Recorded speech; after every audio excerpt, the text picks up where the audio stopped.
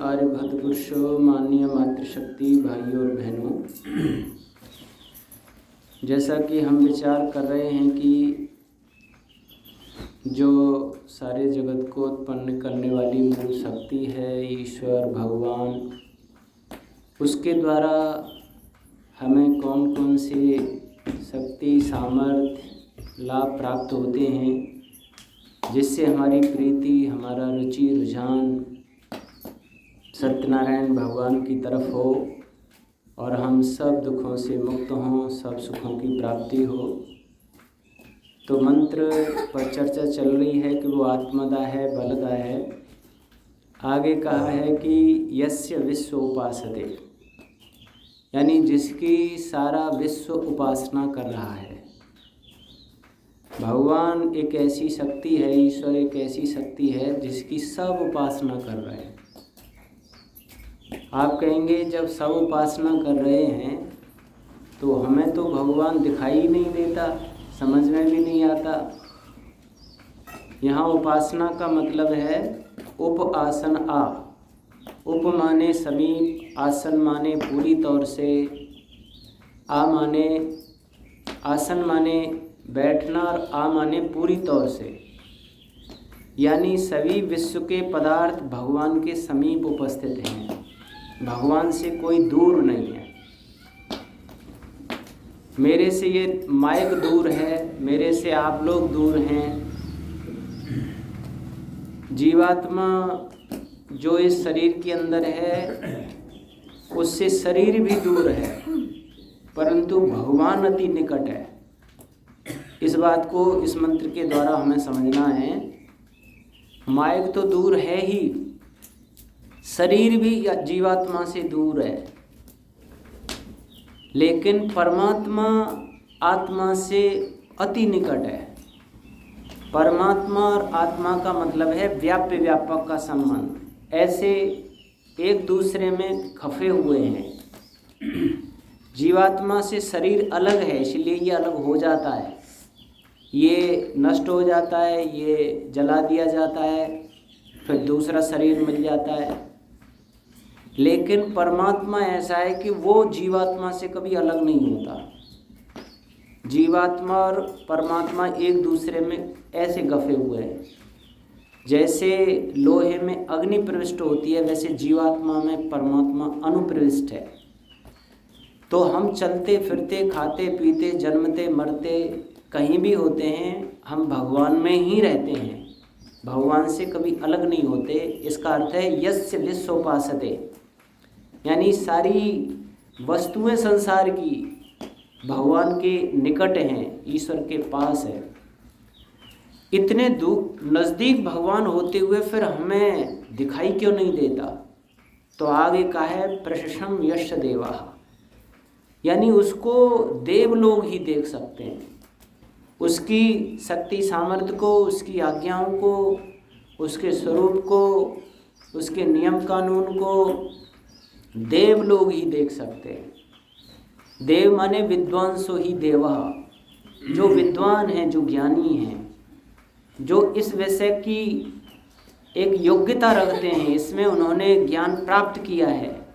अलग अलग लोगों के ज्ञान प्राप्ति की योग्यता होती है। जैसे माताएं बहनें भोजन बनाने में योग्य होती हैं, कुशल होती हैं। अभी किसी माता से कहो तुरंत भोजन बना देंगी, कई आइटम बना देंगी थोड़ी देर में। और किसी आदमी से कहो तुम भोजन बनाओ तो कहते रोटी भी सही नहीं बन पाएगी, सब्जी सही नहीं बन पाएगी, क्योंकि उसमें उसने काम ही नहीं किया, उसमें योग्यता ही नहीं है। कोई तो साइकिल चलाना भी नहीं जानता और कोई हवाई जहाज़ों को चलाते हैं, कितनी बड़ी योग्यता है। ऐसे फाइटर विमान हैं जो 1 मिनट में कितनी गति से दौड़ते हैं, जो लड़ाकू फाइटर विमान होते हैं। पायलट कितना सचेत होता होगा, कितना ज्ञानी होता होगा वो, जो उनको कंट्रोल करता है। 5 मिनट में तो वहाँ बम डाल के वापस हो जाता है। उसको बम भी उचित स्थान पर डालना और वापस भी कर देना और अपना भी बचाव करना। कितने बड़े योग्य होते होंगे, कितनी बड़ी उनकी अभ्यास होता होगा। तो जो लोग जिस विषय में अभ्यास करते हैं उस विषय में योग्यता हासिल कर लेते हैं। ऐसे ही हम भगवान के निकट हैं, लेकिन हम उसमें अभ्यास नहीं करते, उसमें चिंतन नहीं करते, उसकी तरफ हमारा रुचि रुझान नहीं है, इसलिए हम उसमें समझ नहीं पाते। भगवान निकट होते हुए भी कैसे जानकारी में नहीं आता, एक छोटा सा उदाहरण आता है। जैसे आप अब किसी अनजान व्यक्ति से कहो कि भाई देखो उनमें एक गाय चल रही है, उस गाय को आप लेके आओ, और वो गया वहाँ तो एक पशु देखा, कई पशुओं में से एक को ले आया कि लीजिए, बोला ये गाय नहीं है। तो गाय कैसी होती है, मुझे तो गाय की जानकारी, मैंने जाना पशु है, इसको ले आओ। कोई शहर का व्यक्ति आ जाए और उससे आप कहते हैं एक बार ये कहा था राजीव गांधी से कि भाई लाल मिर्च बहुत सस्ती हो रही हैं, महंगी हो गई है। ऐसा कहा था क्या? हाँ। महंगी हो गई है, हरी मिर्च सस्ती है। तो उसने कहा कि लाल मिर्ची क्यों नहीं बोते हो, फिर हरी मिर्च क्यों बोते हो? अब ये पता नहीं हरी मिर्च और लाल मिर्च क्या होती है। किसी से पूछा जाए अनजान से जो शहरों में रहता हो कि, तो वो कहेगा आलू भाई कहीं पेड़ पर लगता है कहीं, कि उसे जानकारी नहीं है इस बात की, उसने देखा ही नहीं है। राल तो क्या आलू से सोना? हाँ। क्या आलू डालो और सोना निकलेगा? हाँ। तो कहने का मतलब जिसको ज्ञान नहीं है, जिसने उसमें दक्षता हासिल नहीं की है, उससे वो ज्ञान वो विद्या बहुत दूर होती है। तो किसी से कहा भाई गाय को लेके और वो भैंस को ले आया, अब वो उससे कहा ये गाय नहीं है। तो बोला गाय कैसी होती है? तो बोला जिसके 4 पैर होते हैं, बोला पैर तो इसके भी 4 हैं, जिसके 2 सींग होते हैं, 2 सींग इसके भी हैं, 4 थन होते हैं, 4 थन इसके भी हैं। तो उन्होंने कहा कि जिसके शिश्न होती है गले में, झूल खाल लटकी होती है, और जिसके ऊपर टाट होती है, मांस ऊपर टाट वाला होता है, वो गाय होती है। और वो दोबारा गया, उसने देखा कि भाई इसके टाट है, इसके झूल है, और इसके 4 पैर आदि ये सब है। फिर उसको ले आया। तो उसको पहले भी गाय का दर्शन हो रहा था, गाय उसके निकट थी, परंतु उसके स्वरूप की जानकारी नहीं थी। उसे जानकारी नहीं होने से वो उससे लाभ नहीं ले पा रहा था। और जैसे उसने स्वरूप पूछ लिया, भाई वास्तव में गाय का स्वरूप क्या होता है, और वैसे लक्षणों वाली जिसने एक पशु को देखा, तुरंत उसकी उपासना सफल हो गई। यानी गाय सामने होते हुए व्यक्ति अगर स्वरूप नहीं जानता है, उसके लक्षण नहीं जानता है, तो वो उससे लाभान्वित नहीं हो सकता। वैसे ही भगवान हमारे निकट ही है, परंतु हम उसके स्वरूप से अपरिचित हैं। और आजकल तो इतनी भ्रांतियां हैं कि भगवान के बारे में, धर्म के बारे में दुनिया में सबसे ज़्यादा भ्रांति है। सबसे ज़्यादा भ्रांति ईश्वर और धर्म के बारे में। कोई ईश्वर को कुछ कहता है, कोई कुछ कहता है। अभी तो एक भोले बाबा स्वयं ईश्वर बने बैठे थे, और कितनी जनता उनके लिए दर्शनों के लिए भागी पड़ेगी, यही भगवान है। कितनी भोली जनता है कि उसको ही भगवान मान के उसको इतनी पूजा कर रहे हैं, और देखो भगदड़ में कितनी जान गंवा गए। तो ये कितना धोखा है भगवान के बारे में। इसलिए आपको कोई अवतारवादी बताता है, कोई गुरु ही ईश्वर बन जाते हैं, कोई ईश्वर मानता ही नहीं है, कोई ईश्वर के कुछ और लक्षण बताता है, कोई कुछ और लक्षण बताता है। अगर सही लक्षण आपको जानकारी में नहीं है तो भगवान पास होते हुए भी आपको समझ में नहीं आएगा। इस मंत्र का ये भाव है, यस्य विश्वोपासते, वो सबके निकट है, पर हम ज्ञान क्यों नहीं कर पा रहे हैं? क्योंकि हम उसके सही स्वरूप से परिचित नहीं हैं। जिस दिन सही स्वरूप कोई हमें बता देगा, शास्त्र बता दे या कोई गुरु बता दे, तो थोड़ी सी ही मेहनत से हमें उसकी उपासना का फल प्राप्त हो जाएगा। आगे बात कही है, यस्य छाया अमृतम यस्य मृत्यु इसमें 2 वाक्य हैं, ध्यान देंगे। यस्य माने जिसकी, छाया माने शरण, गोद, आश्रय, अमृतम अमृत है। हम अमृत की तो खोज करते हैं। अमृत माने चिरस्थाई आनंद, चिरस्थाई सुख, जिसमें कोई कमी नहीं आती है और न वो खत्म होता है। यहाँ आप रसगुल्ला खाते हो तो उसका सुख खत्म हो जाता है, ज़्यादा खा जाओगे तो घृणा हो जाएगी, उससे उबकाई आ जाएगी, उल्टी हो जाएगी। यहाँ की हर वस्तु के सुख में आपको ऊब आ जाएगी। ज्वर बुखार आ जाए तो आप हलवा को नहीं खा सकते, कह दोगे हटाओ।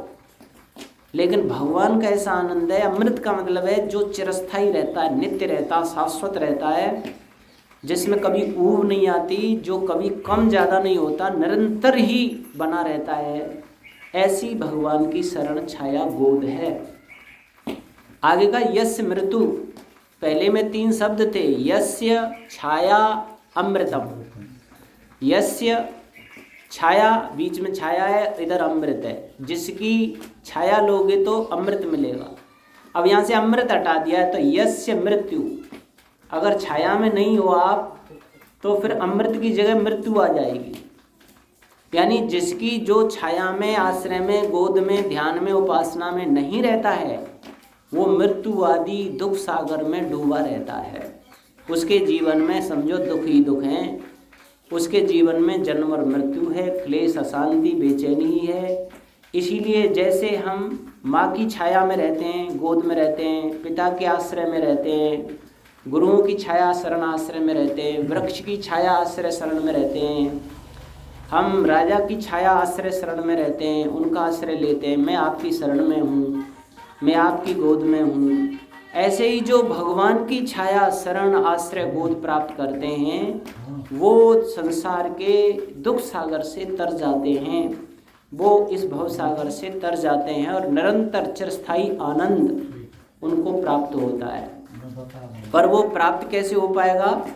तो कस्मै देवाय हविषा विधेम।